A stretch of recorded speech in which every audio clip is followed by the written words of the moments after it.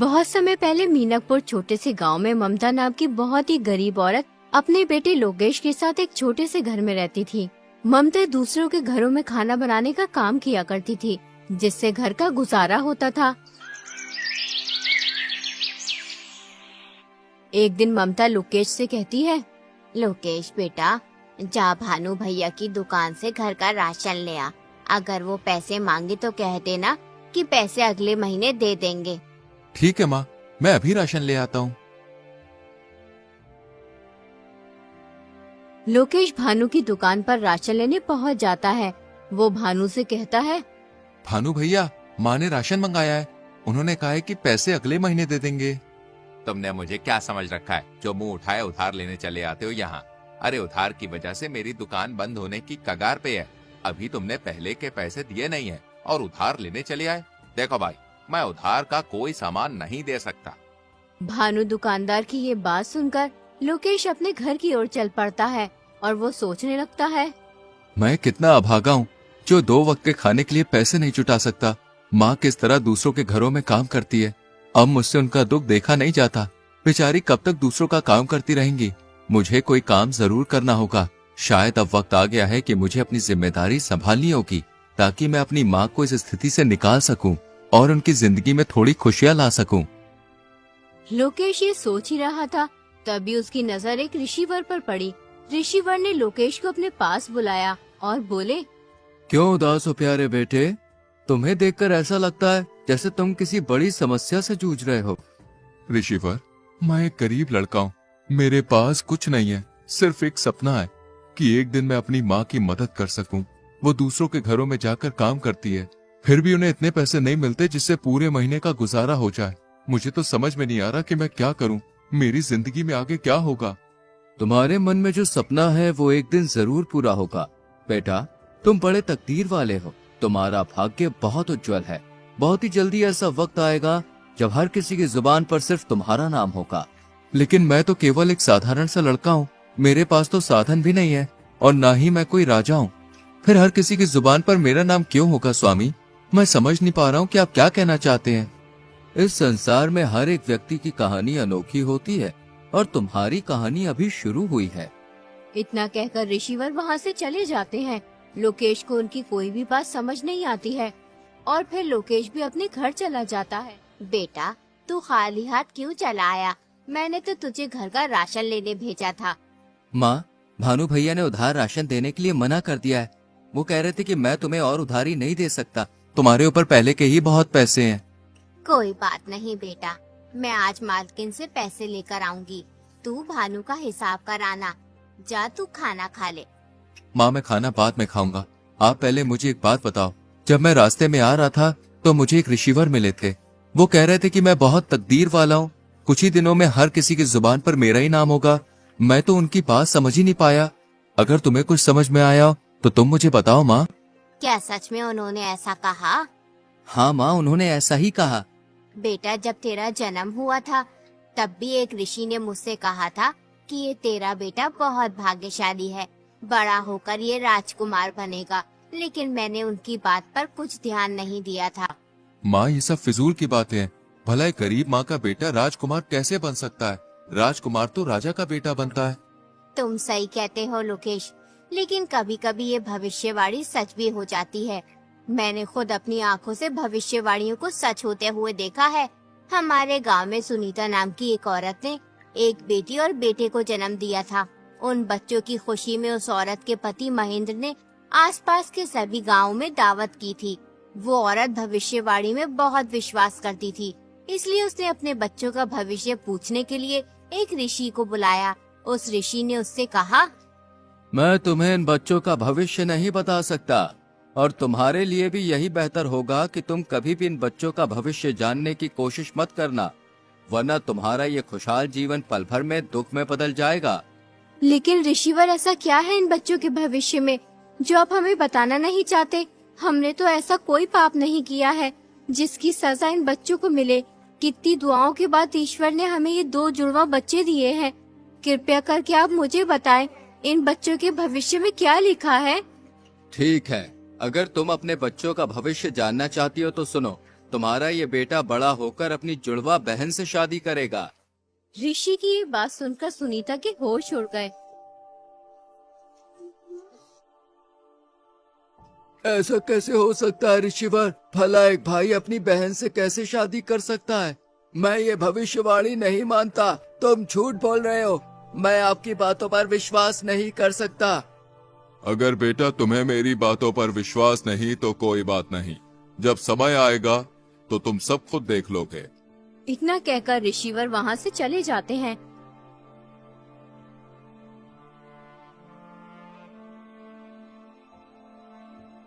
फिर सुनीता अपने पति से कहती है, नहीं, ये तो असंभव है। मेरे बच्चे आपस में विवाह नहीं कर सकते। चाहे कुछ भी हो जाए, मैं ऐसा नहीं होने दूंगी। मुझे अपनी बेटी को मरवा देना चाहिए, तभी ये भविष्यवाणी गलत साबित होगी। तुम ये क्या बेहुदा बात कर रही हो? उस आदमी की बातों में आकर तुम इस मासूम की जान लेना चाहती हो? कितने वर्षों बाद ईश्वर ने हमें औलाद का सुख दिया और तुम कह रही हो कि हम इस मासूम बच्ची को मरवा दें?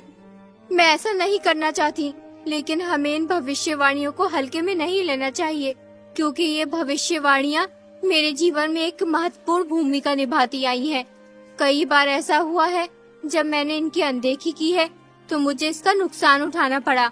हमें इन भविष्यवाणियों को गंभीरता से लेना चाहिए, क्योंकि ये सिर्फ शब्द नहीं है, बल्कि हमारे भविष्य के संकेत हैं।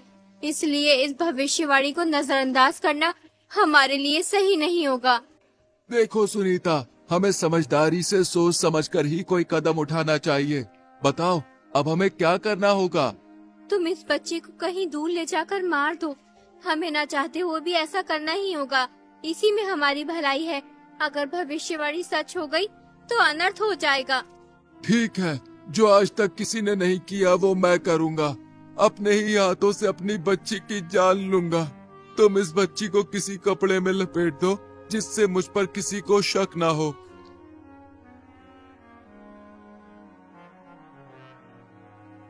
वो आदमी उस बच्ची को एक ऊंची पहाड़ी पर ले जाता है और फिर उसे पहाड़ी से नीचे फेंक देता है, लेकिन वो बच्ची किसी तरह बच जाती है। एक अमीर आदमी उस जगह से गुजर रहा होता है, तभी उसकी नजर उस बच्ची पर पड़ती है। अरे वाह, कितनी प्यारी बच्ची है। लेकिन ये बच्ची इस जंगल में क्या कर रही है? इसे यहाँ पर कौन छोड़कर गया होगा? मुझे इसे अपने साथ लेके जाना चाहिए, वरना इसे कोई जंगली जानवर खा जाएगा। वो अमीर आदमी उस बच्ची को अपने घर ले जाता है। अरे कहाँ हो भाग्यवान, जरा जल्दी इधर आओ। ये देखो मेरे साथ कौन आया है। अरे ये किसका बच्चा उठा लाए हैं आप? मैं क्या तुम्हें कोई बच्चा उठाने वाला दिखाई देता हूँ? अरे नहीं, मेरा मतलब वो नहीं जो आप समझ रहे हैं। मेरे कहने का मतलब ये है कि तुम्हें ये बच्चा कहाँ से मिला? ये नन्ही परी मुझे पहाड़ियों वाले जंगल में मिली है। पता नहीं इसे वहाँ पर कौन छोड़ के गया था। मुझे इस बच्ची पर दया आई और मैं उसे उठा के ले आया। ये तुमने बहुत अच्छा किया, जिस बच्ची को अपने साथ ले आए। देखो ये बच्ची कितनी सुंदर है, देखने में बिल्कुल चांद का टुकड़ा लग रही है। आज से ये बच्ची हमारे परिवार का हिस्सा है। हम इसे भी अपने बेटे सुहन की तरह ही पालेंगे। अब से हमारे एक नहीं बल्कि 2 बच्चे हैं। यूं ही कई वर्ष बीत जाते हैं। अब वो दोनों भाई बहन बड़े हो चुके होते हैं। अपने बेटे को जवान होता देख सुनीता और उसका पति बहुत खुश होते हैं कि भविष्यवाणी गलत साबित हुई, लेकिन होना तो वही था जो तकदीर में लिखा था। एक दिन सुनीता का लड़का किसी काम से बाहर कहीं दूर जा रहा होता है, तभी रास्ते में उसकी नजर अमीर आदमी की बेटी पर पड़ती है। उसे देखकर वो सब कुछ भूल जाता है। वो अपने माँ बाप को बगैर कुछ लड़की से शादी कर लेता है और उस लड़के घर ले आता है। माँ, मैंने इस लड़की से शादी कर ली है। ये सेठ हमीर चंद की बेटी है। बेटा, तुझे शादी करने की इतनी भी जल्दी क्या थी? एक बार हमसे पूछ तो लेता। आखिर हम तेरे माता पिता हैं। हमने तुझे पाल पोस कर इतना बड़ा किया है, इसलिए हमारा भी हक बनता है कि तेरे सुख दुख में साथ रहें। अरे भाग्यवान, तुम भी ये क्या बात लेकर बैठ गई हो? अरे हमें तो खुश होना चाहिए। हमारे बेटे की खुशी में ही तो हमारी खुशी है। बेटी, तुम बहुत दूर से चल के आई हो, जाओ थोड़ा आराम कर लो। बेटी, तुम कितने भाई बहन हो? सासू जी, हम 2 भाई बहन हैं, लेकिन मैं सेठ अमीर चंद की सगी बेटी नहीं हूँ। मैं तो उन्हें पहाड़ी के पास मिली थी, लेकिन उन्होंने मुझे कभी माँ पापा की कमी महसूस नहीं होने दी। अपने बेटे की बहू के मुंह से ये बात सुनकर सुनीता सब समझ जाती है कि ये लड़की हमारी बेटी है। वो इस बात को अपने पति महेंद्र को भी बताती है कि भविष्यवाणी सच साबित हुई। ये बात किसी तरह सुनीता के बेटे को भी पता चल जाती है कि जिस लड़की से उसने शादी की है वो उसकी सगी बहन है, इसलिए वो अपनी जान ले लेता है और फिर वो लड़की भी मर जाती है। ये तो बहुत बुरा हुआ। इस बात को सुनकर मुझे पूरा विश्वास हो गया कि भविष्यवाणियां सच होती हैं। हमें इन्हें हल्के में नहीं लेना चाहिए। हाँ बेटा, मैं तुझे यही समझा रही थी कि इन भविष्यवाणियों को झूठ समझने की कोशिश मत करना। इसका मतलब वो ऋषिवर सच कह रहे थे कि मेरे मन में जो सपना है वो एक दिन जरूर पूरा होगा और बहुत जल्दी मेरा भाग्य उज्जवल होगा। उसके बाद हर किसी की जुबान पर सिर्फ मेरा नाम होगा। जिस राज्य में लोकेश रहता था उस राज्य का राजा सूरजमहल बहुत ही शांति प्रिय और दयालु था। उसके शासन में सभी खुश रहते थे। प्रजा भी राजा को बेहद पसंद करती थी। हर कोई गर्व महसूस करता था कि वे ऐसे राज्य में रहते हैं जहां एक शांति प्रिय और समझदार राजा शासन कर रहा है। राजा के राज्य की इस उचित व्यवस्था के पीछे जिस आदमी का हाथ था वो थे उनके सबसे प्रिय सलाहकार रघुवीर सिंह। रघुवीर सिंह के रहते राजा को कभी कोई दिक्कत महसूस नहीं हुई, लेकिन अचानक एक दिन रघुवीर सिंह की मृत्यु हो गई। इससे राजा को बहुत दुख हुआ। अब उनके प्रमुख सलाहकार का पद खाली पड़ा था। वो चाहते थे कि पूरे राज्य में सबसे बुद्धिमान और जवान आदमी को ये पद मिले, इसलिए वो अपने मंत्री से कहते हैं, पूरे राज्य में घोषणा करवा दो कि जो भी व्यक्ति राजा की 3 पहेलियों का सही जवाब देगा उसे राजा 1000 सोने के सिक्के और अपना प्रमुख सलाहकार नियुक्त करेंगे। अगले ही दिन मंत्री ढिंडोरची को घोषणा करवाने के लिए भेज देते हैं। सुनो ए लोगों, महाराज सूरजमल का ताजा फरमान जरा गौर से सुनो। महाराज के सबसे प्रिय सलाहकार रघुवीर सिंह की अचानक मृत्यु हो गई है, इसलिए अब उनका पद खाली है। जो भी व्यक्ति महाराज की 3 पहेलियों का सही जवाब देगा उसे महाराज 1000 सोने के सिक्के और अपना प्रमुख सलाहकार नियुक्त करेंगे। कौन जाने अब हमारे मुल्क का क्या होगा। क्यों बाबा, कोई आफत आ गई है सलाहकार की मृत्यु होने से? बेटा, आफत तो कुछ नहीं आई। रघुवीर सिंह बहुत ही अच्छा इंसान था। ईश्वर अच्छे इंसान को जल्द ही अपने पास बुला लेता है। बेचारा हमेशा प्रजा की भलाई चाहता था। मैंने कितने ही सलाहकारों को बदलते देखा है, मगर यकीन मानो रघुवीर सिंह जैसा कोई नहीं था। वो हमेशा गरीब मजलूम लोगों के हित में ही सोचता था। पता नहीं अब राजा का नया सलाहकार कौन बनेगा जो हम जैसे गरीबों के बारे में सोचेगा। अगले ही दिन राजमहल में बहुत से आदमी जाते हैं, लेकिन कोई भी राजा की पहेलियों का जवाब नहीं दे पाता है। यूं ही 3 दिन गुजर जाते हैं। एक दिन लोकेश अपनी माँ से कहता है, माँ, क्यों ना एक बार मैं महाराज के पास जाकर इन पहेलियों का जवाब दूं? बेटा, राजा हर बार पहेली बदल कर पूछता है।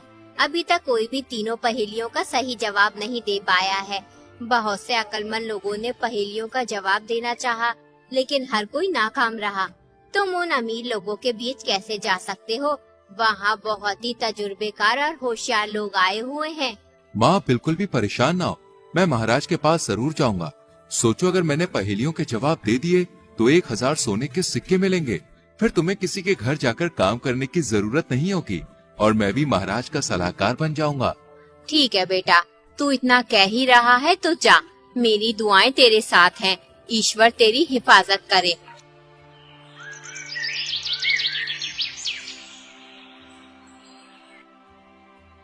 अगले दिन लोकेश राजमहल पहुंच जाता है।